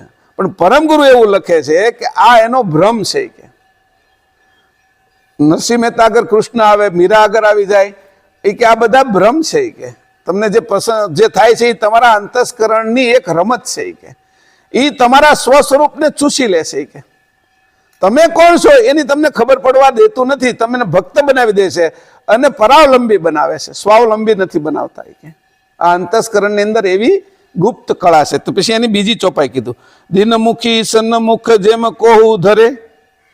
એટલે જે પેલો જે બિલોરી કાચ હોય ને એને સૂર્યની સામે આપણે ધરીએ, પ્રગટ સ્વે સટકમાં વહન વર્તે. જે નીચે લાકડાની અંદર આગ હોય, કાગળમાં કે એમાં કપડામાં, એને જ્યારે એનું કેન્દ્ર બિંદુ એના ઉપર પડે સૂર્યના કિરણોને ભેગા કરીને, એટલે ત્યાં આગળ ધુમાડો થાય. ધુમાડો થતા એની અંદરથી આગ પ્રગટ થાય કે એ આગ પ્રગટ થઈને એવું જોવે ત્યાં ઓલા લોકો એમ આશ્ચર્યચકિત થઈ જાય, ઓહો આ આગ ક્યાંથી આવી કે એમ. કે તમારા ચારે અંતસ્કરણ છે જ્યારે કેન્દ્રિત થાય છે, એ મસળાય છે કે ત્યારે તમારી ભાવના પ્રમાણે એક રૂપ પ્રગટ થાય છે, ચતુર્ભુજ. ચાર અંતસ્કરણના ચાર ભુજ છે કે, અને એ રૂપ જે પ્રગટ થાય છે એની અંદર તમે મહાલતા રહો તો એક કલ્પ હોયો જાય, ત્યાં સુધી એની અંદર એની ભક્તિ રહે આપને. એવી રીતે લક્ષ્મીબાઈની એક કલ્પ સુધી આની અંદર આસ્થા રહી, એટલે એ ભ્રમને દૂર કરે છે પરમગુરુ. પરમગુરુ આગળ જાય તો કહે છે કે આ ચાર અંતસ્કરણની આ રમત હતી, એમાં તું ફસાઈ ગયેલો હતો. કોઈ ડરતો માણસ હોય ને, ગામડાની અંદર ગયા હોય ને, એમાં સ્મશાનની અંદર, બહાર ગામની સ્મશાન હોય, એમાં એક જૂનું કોઈ વૃક્ષ હોય ને એ હુકાઈ ગયેલું હોય, તો એના પાન, એની ડાળીઓ ને એવું બધું હુકાયેલું વૃક્ષ સાંજના સમયે દૂરથી જોવે ને તો એમ લાગે કે આ કોઈ માણસ ઉપર ઊભો છે, એની કલ્પના આવે કે ભૂત છે એમ. એટલે દૂરથી એને ભૂત દેખાય અને લોકો પણ વાતો કરે કે ત્યાં ભૂત છે એમ. એટલી બધી વાતો થઈ ભાગવતની અંદર ને બીજા સાહિત્યમાં ને પુરાણોની અંદર. એટલે એના મગજમાં ઘૂસી જાય કે નક્કી કૃષ્ણ છે એમ, બોલું ભૂત ઘૂસી જાય. પછી એ રસ્તેથી પસાર થતા એને ડર એટલો લાગે, ઘરે આવે ને તે તાવ આવી જાય. અને એ તાવ આવી ગયો, સાચો તાવ આવી જાય. એટલે કે મેં ભૂત જોયું એમ. ભૂત નથી જોયું, એના ચિત્તે એવું ભૂતનું રૂપ લીધું. અને એના ભયના કારણે એવી રીતે એ ભક્તિના કારણે એને દેખાય છે. ઓલું ભયના કારણે ભૂત દેખાણું, ભક્તિના કારણે અહીંયા કૃષ્ણ રામ વગેરે સ્વરૂપ એને દેખાય છે કે.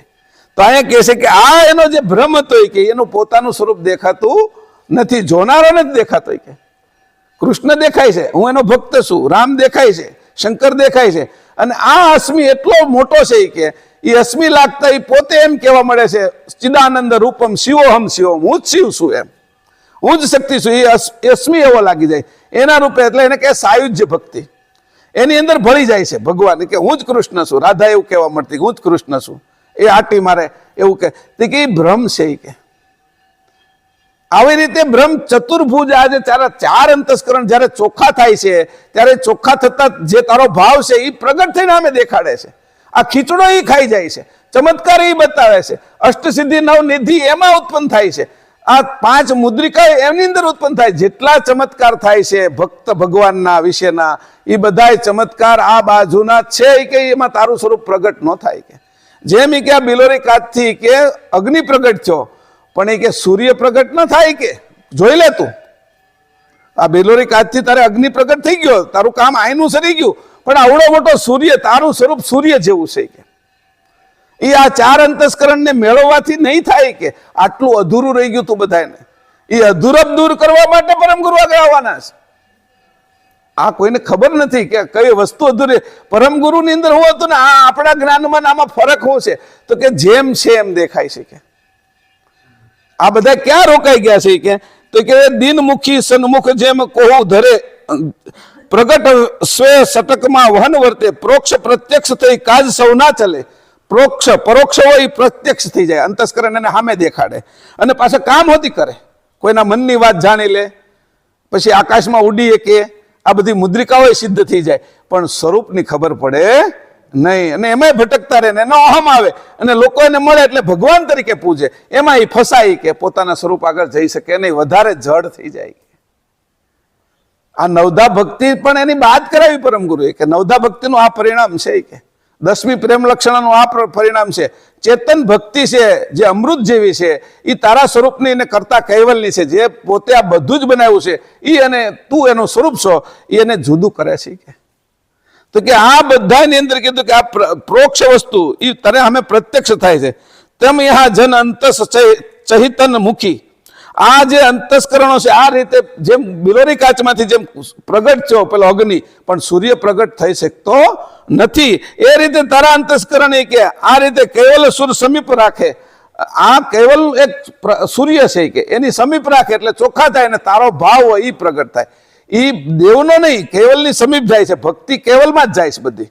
નવધા કરે, 10મી પ્રેમ લક્ષણા કરે, એને ધારણ કરનારા એક જ છે ચેતન પુરુષ, અને એનું ફળ આપનારા ચેતન પુરુષ છે. પણ અંતસ્કરણ દ્વારા મળે છે ને આપને ભ્રમ થાય છે કે આ મને આ દેવની ઉપાસના કરું છું એટલે આ મળ્યું છે. તમારા કામય સરે છે, આસ્થાઓ પૂરી થાય છે. તો કે કામના કાષ્ટ જલીમલ ઉજ્જવલ ચતુર્ભુજ મૂર્તિ થઈ દર્શ દાખે. ત્યારે એ કેવું થાય, કામના બધી તમારી મલિન કામના છે નષ્ટ થઈ જાય એટલે સામે તમે જે ભાવ કર્યો છે જે દેવમાં એ તમને સામે દેખાય અને પછી તમારા હૃદયમાં આવી જાય. સાયુજ્ય ભક્તિ, સાલોક્ય, સામીપ્ય, સારૂપ્ય અને સાયુજ્ય. તમે કાંઈ એનામાં ભળી જાઓ, એ કાં તમારામાં ભળી જાય.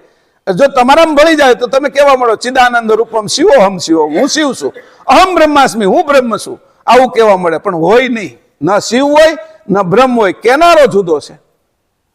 આ રીતે જે બાકી રહી જતું હતું કે છે એ આ બધા લોકો સમજવા માટે આવતા હતા કે અમારું આ હું બાકી રહે છે, અમને શાંતિ કેમ વળતી નથી, અમે નહે ચંતી કેમ નથી થયા.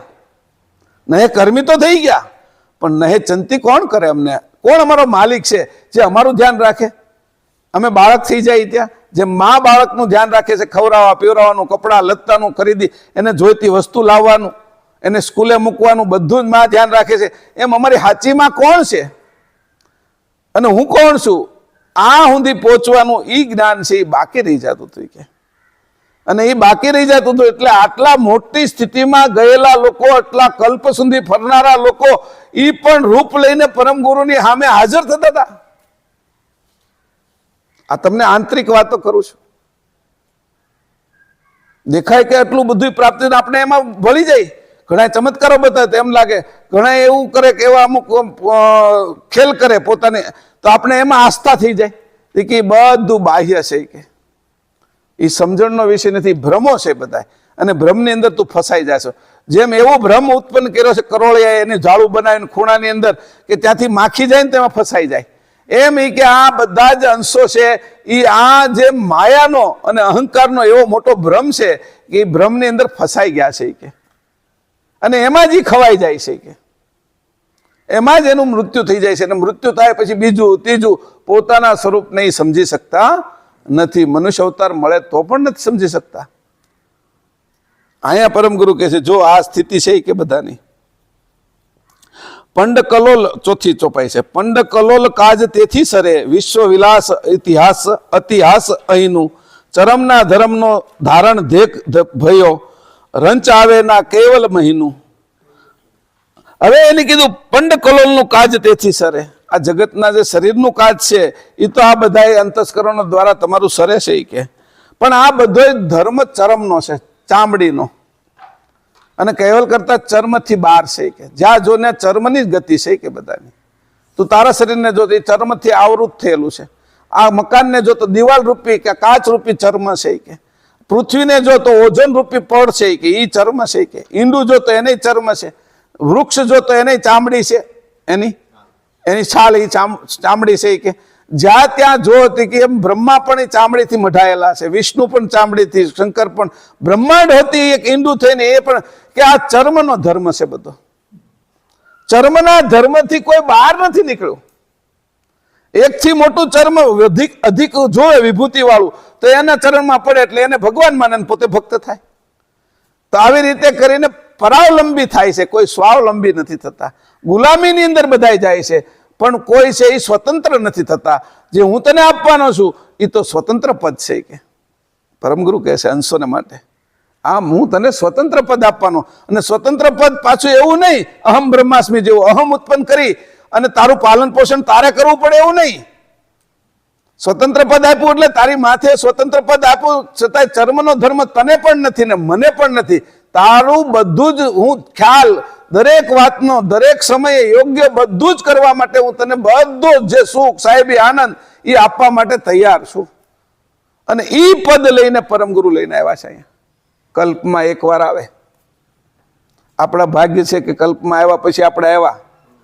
અને આપણે બધા જ્યાંથી આ કલ્પ ઉત્પન્ન છે ને 2 અબજ વર્ષ પૂરા થાય છે ત્યારથી ભટકીએ છીએ. અને એટલું કાંઈકનું કાંઈક સારું કર્યું છે, કોઈની સેવા કરી છે, કોઈનું દાન કર્યું છે, કોઈ યજ્ઞ કર્યા છે, ભગવાન પ્રત્યે ભક્તિ રાખી છે, વૈરાગ્ય કર્યો છે, એટલા અહીંયા બેઠા છે. એટલે આપણું મહત્વ છે કે કાંઈક કર્યું છે એટલે અમે અહીંયા બેઠા છીએ અને આ સત્સંગ સાંભળીએ છીએ. હજી ઘણા ભક્તિની અંદર બહાર આટા મારશે. હરે રામ હરે કૃષ્ણ હવાર થાય ને ત્યાં હાંજ સુધી દેશ વિદેશમાં બધે ઇસ્કોન વાળા છે રોડ ઉપર એનું ભજન કરતા હોય.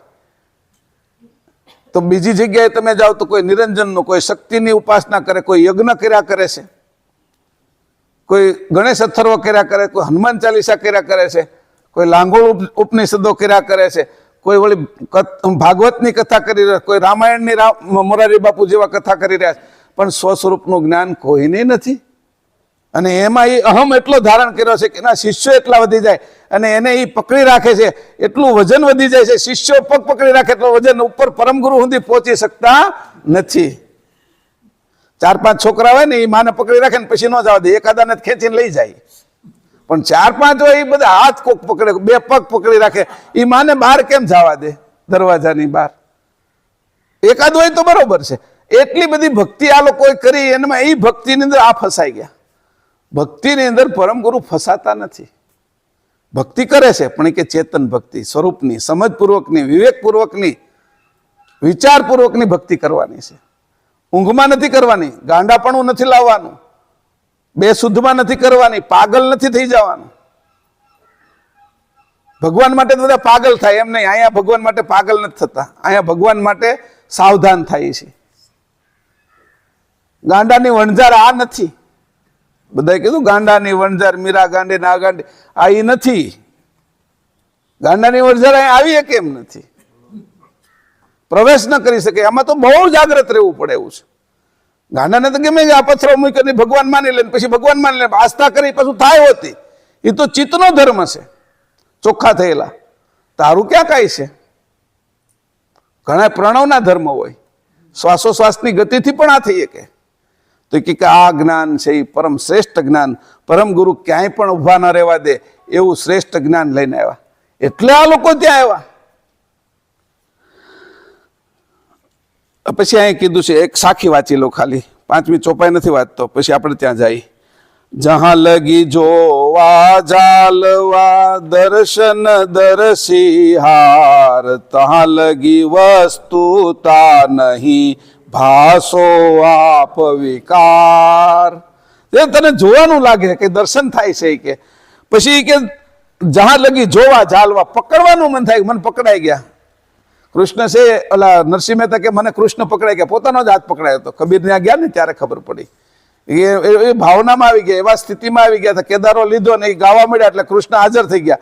પછી કીધું તું કૃષ્ણ આવે ને ત્યારે તું એનો હાથ પકડી દે કે હા, અને મારા હાથમાં આપી દીધી કે એટલે હું એને જવા નહીં દઉં. કે તું તો ભાવાવેશમાં હો, ભાવ સમાધિમાં હો, તને કઈ ખબર પડે નહીં, બેભાનમાં હો. ભાવ સમાધિ એક બેભાન જ છે.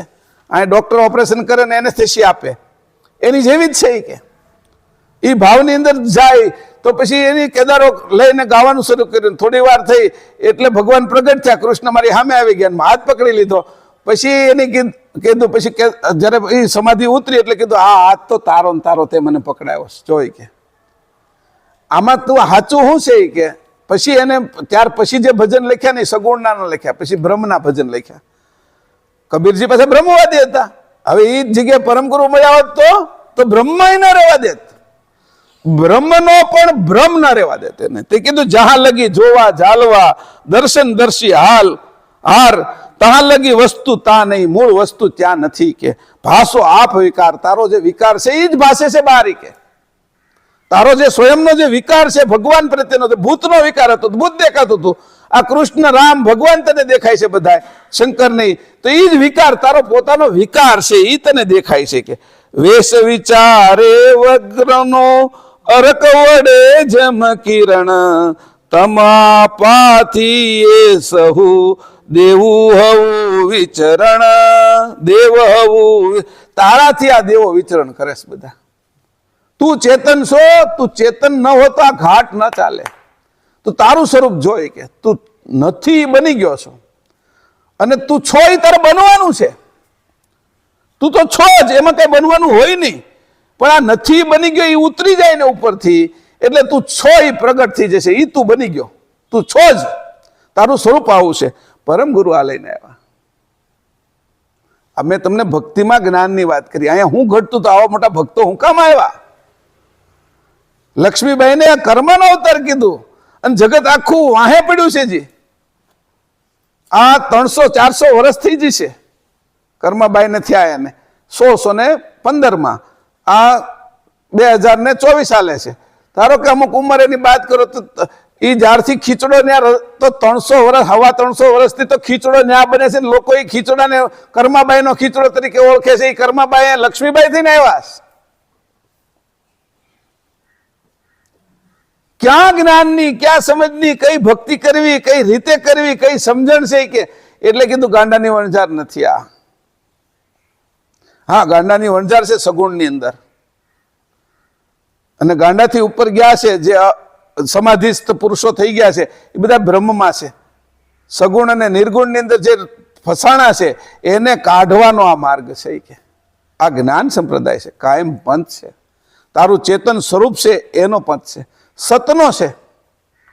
અસત આમાં રહી શકે એવું નથી.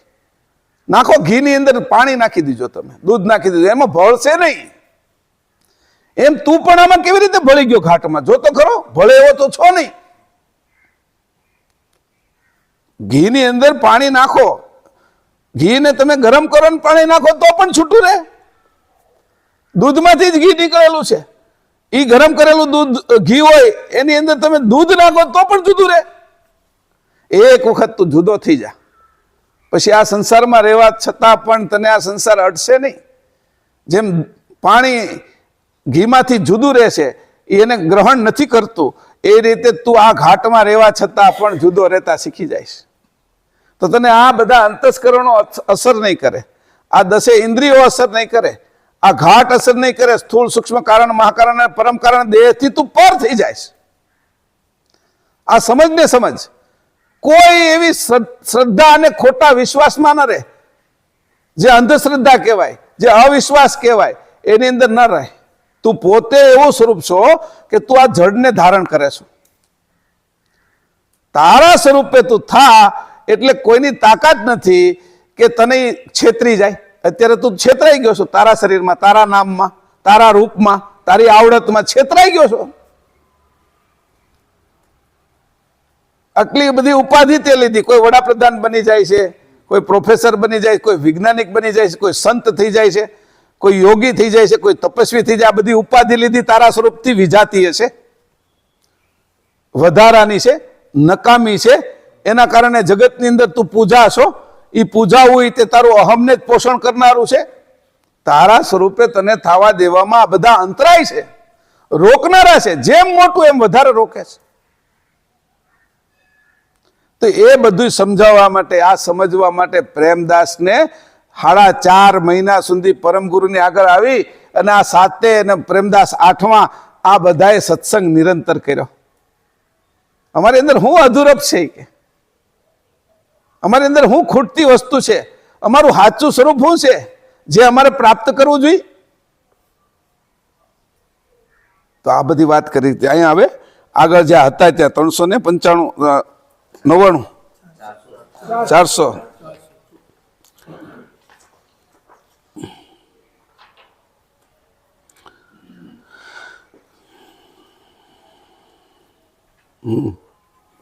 છેલ્લી એક ચોપાઈ બોલી લઈ. આજે સમય છે ને કા, પણ તોય પાછું વધારે પડશે થોડુંક, એટલે પચે એટલું ખવડાવી એમ. હાલો ચોપાઈ આગળની.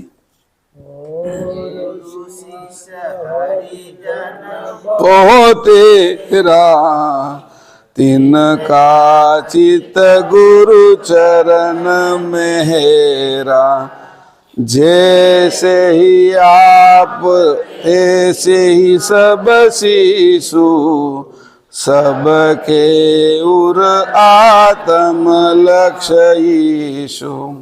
હવે એવું કે છે આવી રીતે ઘણા બીજા શિષ્યો હતા કે તિનકા ચિત્ત ગુરુ ચરણ મેં હેરા, ગુરુના ચરણમાં એના બધાના ચિત્ત હેરાઈ ગયા હતા. હવે ચિત્ત ચોખ્ખું થઈ ગયું તો એ ભાસતું નહોતું. જેસે આપ તેસી સબ શિશુ, જેવા પોતે છે પ્રેમદાસજી એવા શિષ્યોને બનાવી દીધા, એટલે બ્રહ્મજ્ઞાની બનાવી દીધા, પોતાની જેવા કરી દીધા. ભમરી હોય ને એ ઈયળને ડંખ મારે, એમાંથી અમુક ઈયળ હોય ને એને ખબર પડી જાય કે આ ઈયળ છે ને એ ભમરી થઈ શકશે, એને પાંખો ફૂટશે, બાકીની ઈયળોને પાંખો ફૂટશે નહીં. એટલે એ જે પાક હોય, ખેતર હોય, વાડી હોય, બગીચો હોય, એમાં ડંખ મારતી જાય. એમાંથી એકાદી બધી જે ઈળો હોય ને એ ગુંડલું વળી જાય. આમ એને ડંખ મારે ને એટલે આમ હંકોડાઈ જાય. એકાદી એવી હોય ને એની હામી થાય, અથવા એ ગોળ ન થઈ જાય, મક્કમ રહે. પછી એને ઊંચકી અને એ પોતાના દરમાં મૂકી દે ભમરી. અને ભમરી છે એ પછી આવતા જાતા એને ડંખ માર્યા કરે. થોડી વાર ડંખ મારે એટલે પેલું જે એનું કેમિકલ હોય ને ભમરીનું, એની ચાંચનું, એ ઈળની અંદર જાય અને ઓલી ખીજાય, આવતી જતી કે મને ડંખ મારે છે એમ એને ખીજાયા કરે. ઓલી ખીજાતી એક સમય એવો આવે કે જોરથી ડંખ મારે. ઓલું કેમિકલ છે ને હવે એનું રૂપાંતર પાંખોમાં થઈ ગયું. ઉપરનું પડ છે ને ચામડીનું એ પતલું થઈ ગયું હોય, અને આ ઓલી જે ઈળ એવું એને મનમાં એવું થાય કે આજ તો કે આને તોડી નાખું, કે રોજ હું કામ મને મારી જાય છે, કે આજ તો વારો પાડી દો એમ કરીને જોરથી ની વાહે દોડવા જાય ને એટલું બળ કરે ને કે એની જે બે પાંખો છે ને ફૂટી જાય અને એને પાંખો આવી જાય ભમરીને, અને ઉડવા મળે ને આગળ જવા મળે કે મૂકું જ નહીં, આજ તો મારી નાખું, કે મને રોજ ડંખ મારે જ નહીં, કે રોજ મારે જ નહીં, કે એટલે એ રીતે એને ડંખ મારે કે આ જેસે આપ તેસે સબ શીશું. આનો દાખલો આપું છું તો કે એ પછી જયારે ઉડીને જાય ને પછી પેલું આગળ છે ને ભમરી દાંત કાઢે અને આખી જ કરે. પછી એને એમ કે આ દાંત કેમ કાઢતી છે? પછી એને જોવે તે કે હારું હું તો પેલા દરમાં હતી, અહીંયા કેમ આવી ગઈ કે? તો જોવે તો એને પાંખો ફૂટી ગઈ. નીચે જોવે તો કમળ જોવે, નીચે જોવે તો સરોવર જોવે, બગીચા જોવે, ઉડે. ઈળને એમ થાય કે હું એવું કર્યું કે હું ઉડવા મળી. પછી એ દાંત કાઢે કે તારો ઉપકાર છે કે મારી ઉપર, મને ખબર નહોતી પડતી તું મને ડંખ મારે છે કે તારો ઉપકાર છે કે મને તે ઉડતા શીખવાડી દીધું. ઈળમાંથી ભમરી કરી દીધી. બાકીની બધી ઈળો છે પાંખો વગર એમને મરી ગઈ. એ તો માટીમાં ભળી ગઈ, આ આકાશમાં ઉડે છે કે. તો એને કીધું જેસે હી આપ તેસે હી સબ શીશું કે. એવા ડંખ મારીને એને પોતે એવી રીતે કરી નાખે છે કે ઈળની ભમરી કરી નાખે. ભમરી જન્મતી નથી, ઈળો જન્મે છે. ભમરી તો બનવાનું હોય જન્મ્યા પછી, પણ બનાવનાર કોઈ હોવું જોઈએ. ઈ ભમરી જન્મ નથી જેનો, ઈ ભમરી બીજી ઈયળને કેવી રીતે ભમરી બનાવે છે કે તો કે જેસે હી આપ તેસે હી સબ શીશું. પોતાની જેવા શિષ્યોને કરી નાખે છે કે એ જુદા નથી રહેતા. સબકે ઉર આત્મ લક્ષ્ય. આ આત્માનો અને બ્રહ્મનો લક્ષ્ય આપે છે. હજી પરમગુરુ આગળ તો બાકી છે જવાનું. આગળ હવે ચોપાઈની અંદર આવશે. એ ચોપાઈમાં પરમગુરુ આગળ આ કેવી રીતે જાય છે એનો આવશે બધું. 45મી એકવાર વાંચી લઈએ. આનું ગુજરાતી વાંચી લો. પ્રેમદાસજીને બહોળા પ્રમાણમાં સેવકો હતો. તેમના કેટલાક હરિજનો વાંચી લીધું હતું ને કેટલાક હરિજનોના ચિત્ત ગુરુ લક્ષ તરફ વધુ ઢળેલા હતા, કેમ કે તેમના ઉપર ગુરુ મહેર ઉતરી આવતી હતી. જેવા પોતે ગતિવાન હતા તેવા સઘળા મૂંડિત સાધુઓ તથા કેટલાક સેવક પણ ગતિવાન હતા. તે સઘળાને આત્મ લક્ષનો તથા શુદ્ધ ચેતનને અનુભવવા માટે ઉપદેશ આપ્યો હતો. જો આ રીતે ભમરી જેવા કરીને પરમગુરુએ લખ્યું છે. ભમર કમળ ભમરીનો ન્યાય છે. ભમર ઈળ અને આ ન્યાય તો કે ભમરી કઈ રીતે એનો ન્યાય કર્યો. ઈળને તો દુઃખ લાગતું હતું, અને તો પણ દુઃખ લાગે તો પણ એની કામ કર્યું. હવે એ સમજણ જયારે ભમરીને આવી કે ઓહો હું તો ક્યાં પડી હોત, આ મને ક્યાં ઉડાડી દીધી કે મને પાંખો લાવી દીધી. એ જયારે એને ખબર પડે ત્યારે એનો ઉપકાર, પછી એ કે ઉપકાર ભૂલી જાવ, આપણે બે હરખા થઈ ગયા કે ઉપકાર ની રહેવા દે કે મારું કામ મેં પતાવી દીધું છે, તારું કામ તે પતાવી દીધું. એટલે બંને કોઈ એકબીજાની ઉપર ઉપકાર રહેતો નથી અને બે બાદ થઈ જાય. પછી કે હવે મેં તારી ઉપર ઉપકાર કર્યો એવું તને લાગતું હોય ને તો બીજાને પકડી કે બીજાને ભમરી બનાવતું તે પોતાની જાતની અંદર ફેરવે છે. આ રીતે કીધું કે જો પછી ઈ હોતી પછી હવે ઈળ ગોતવા મળી ભમરી. કઈ એવી નવી ઈળ ગોતું કે હવે એને ભમરી બનાવવું. એમ કરીને પરમગુરુએ જે લોકો આવ્યા એને અંશે કરી દીધા, અને એવા અંશે કરી દીધા કે હવે એ કોઈ આવા ભ્રમની અંદર આ નીચેની જે જગત છે ભૂચર ગતિ ના થાય ને ખેચર ગતિ પ્રાપ્ત કરી લીધી. પરમગુરુ તો કહે છે ભૂચર ખેચર પરધામું, એનાથી પણ પાર છે કે આપણી ગતિ. તો ભમરી એ તો ભૂચરની ગતિ વાળી ઈળ હતી, એને ખેચર ગતિની આકાશમાં ઉડતી કરી દીધી. પરમગુરુ એમ કહે છે ભૂચર ખેચર પરધામું, મારું જે ધામ છે એ તો ભૂચર અને ખેચર થી પર છે કે ત્યાં તમને લઈ જવા માંગુ છું, ત્યાં તમારે જવાનું છે કે. છેલ્લી ચોપાઈ. એહી પરકાર સજન સબ સાચે, પ્રેમ ગુરુ ચરણ ચિત રાચે, ભાવ પ્રીત્ય રસ રીત્ય સદાઈ, ગયે વરસ શીતર સુખદાઈ.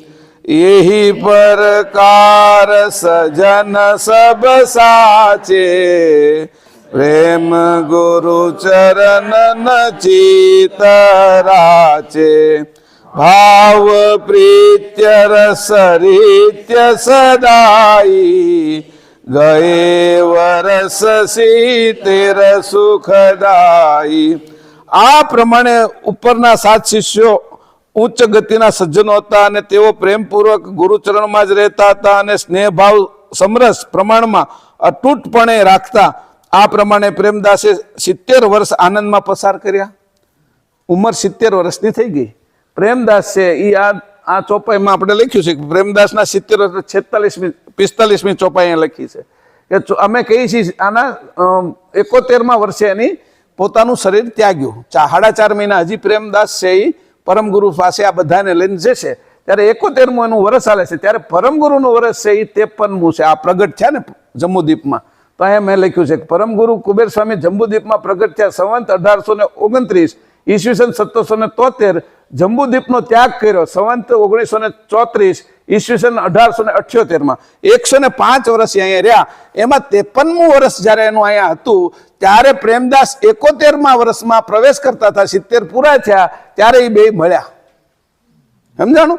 અહીંયા રઘુરામજી મહારાજનો એક આંક લખી નાખ્યો છે કે રઘુરામજી મહારાજ એનો જન્મ થયો, કુબેર સ્વામીજી પ્રગટ થયા એટલે એમાં જન્મ લખ્યો. રઘુરામજી મહારાજનો જન્મ સંવંત 1825 ઈસવીસન 1769 ઉમરામાં સમાધિસ્થ સંવંત 1956 અને ઈસવીસન 1900 એમાં ઉમરામાં એની સમાધિ લીધી. તો 131 વર્ષ એની શરીર રાખ્યું. એમાંથી આ પ્રેમદાસનો જે સંબંધ છે આ જે ચોપાઈના આધારે આપણે લખ્યો. હવે પ્રેમદાસ છે એની 1882 સંવંત 1882 એટલે 1826 ઈસવીસન 1826 પોતાનું શરીર પરમ ગુરુની સામે છોડ્યું. અંશ ભાવથી શરીરની અંદરથી પ્રાણને બહાર મૂક્યો. અંશ તો છૂટો પાડી દીધો હતો પરમ ગુરુએ જ્ઞાનથી. એવી રીતે એ જે છે એ 57 ને 58 ચોપાઈના આધારે આગળ આવશે. સમજાણું? તો કે આ બધો આધાર કેવી રીતે લીધો? તો કે પ્રેમદાસની ઉંમર 71મા વર્ષમાં હતી ત્યારે પરમગુરુ જંબુદ્વીપમાં આવ્યા, તેને 53 વર્ષ થયા હતા. આમ જો તો ઉંમરમાં નાના હતા પણ સમજણ થોડી નાની હતી. એ તો કેવલધામથી આવ્યા હતા. અહીંયા ધરતીમાં રહેવાના ઉંમરના હિસાબે આપણે કહીએ છીએ. એની કોઈ ઉંમર હતી નહીં. જેનો જન્મ નથી, જેનો નાશ નથી, એની ઉંમર કેવી રીતે ગણવી? એટલે અહીંયા કીધું. પછી આ અંતસ્કરણને સમજાવ્યા કે આ બધું અંતસ્કરણનો ખેલ છે. એ મેં તમને સમજાવ્યું. એટલે જે વ્યષ્ટિ અંતસ્કરણ છે એમાં ધ્યેય કારણ ચિત્ત છે, કારણ અહંકાર છે, કારજા બુદ્ધિ છે અને કાજ મન છે. સમષ્ટિ અંતસ્કરણ છે એનું ધ્યેય કારણ બ્રહ્મ છે, કારણ નિરંજન છે, કારજા આદ્ય શક્તિ છે અને કાજ 3 ગુણ છે. પરમેષ્ટિમાં સકર્તા પોતે આદ્ય સદ છે. એનો આદ્ય સદ એ ધ્યેય કારણ છે. તેનો સંકલ્પ એ કારણ છે. સંકલ્પની ઉત્પત્તિ, આ બધાની ઉત્પત્તિ થઈ છે એ એની કારજા છે. અને અલ્પ પદાર્થો આપણે બધા જોઈ છે એ એનું કાજ છે. આવી રીતે વ્યષ્ટિ, સમષ્ટિ અને પરમેષ્ટિના અંતસ્કરણો છે. એ અંતસ્કરણોથી પાર એ કૈવલ પોતે છે, આપણું સ્વરૂપ પોતે છે. એટલે આટલામાંથી બાદ કરી અને જે આનો ભાસ તો વિકાર હોય, વિકાર બધો દૂર થઈ જાય ત્યારે સ્વસ્વરૂપની ગતિ આપણે પ્રાપ્ત કરી શકીએ. શ્રીમદ કરુણા સાગર ભગવાન કી જય, સાગર મહારાજ કી જય, રઘુરામ મહારાજ કી જય, હેવલ ધામ કી જય, હે વિચલદાસજી મહારાજ કી જય. સત કેવલ સાહેબ.